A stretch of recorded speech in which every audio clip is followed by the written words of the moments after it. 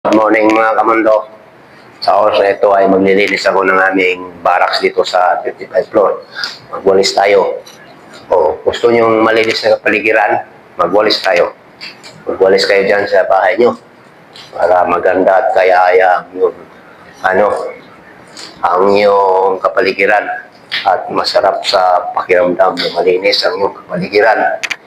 Walis ang ating santata para malinis ang kapaligiran. Kaya magwalis tayo. Walis muna. At pagkatapos ng walis, sabay kending-kending pag gano'n. Kending-kending.